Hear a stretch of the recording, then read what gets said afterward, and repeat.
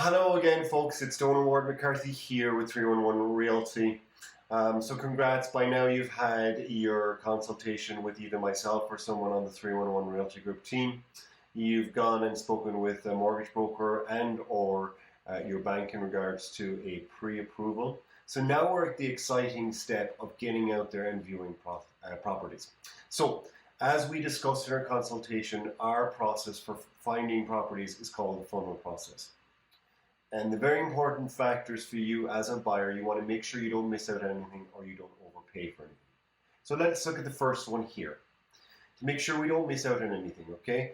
We're going to discuss any properties which you've seen on third-party websites or any properties you've heard from other sources. We're going to take all the properties that are currently listed on the multiple listing service, okay?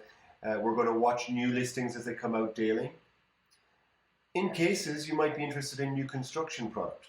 Okay, there's always a sign you pass by in your neighborhood or neighborhood that you're interested in that has the for sale by owner on there.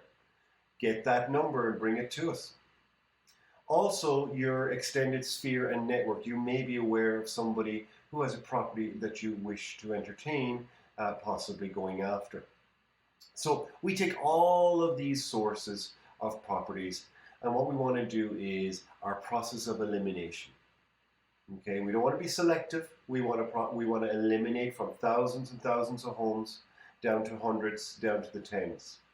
We'll review online. You'll possibly go on a drive-by in the evening time. You might test out what the commute might be like for you to get to work, if indeed that is the case. And then, if you're satisfied with those, we will look at the property. We'll show the property. Now, you're in control of all the decisions, of course, for what does and what doesn't work for you. But we would hope to work our way down to a rolling top three. One might get sold, so another one will come into that rolling top three, and we'll go through those. Okay?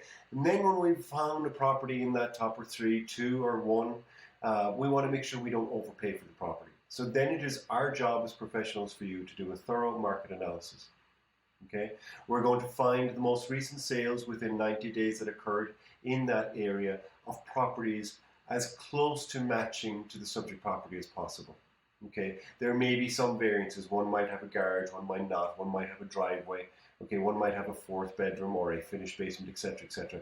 We'll make appropriate adjustments on that data to make sure that we're not overpaying. Okay. Another part of the process of purchasing, I like to call it the viewing homes and feedback loop. So let's discuss that very briefly now. Okay, like I mentioned above, we're going to review all the MLS results. There will be matches. There will also be properties under contract. So some properties you'll see a little SC in the corner. That means sold conditionally. So that's not something we can go after. We're looking for the properties that are available. Okay. You might see a little PC beside the properties too. That means price change.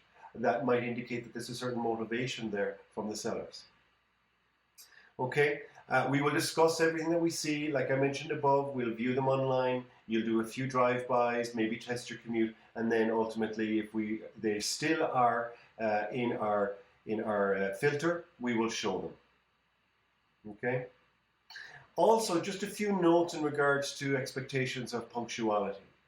We may be visiting a home where there's a young family and they have a baby, and they want to give us the house to ourselves while we tour the house. It's very important that we do arrive on time, and if that's not possible, that we do let them know that we are going to be late.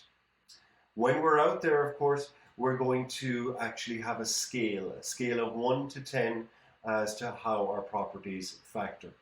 Okay, we're never going to get a 10 out of 10. Those houses do not exist. Even if you were to tear down a lot and build a new home, there's still going to be stuff that you do not like.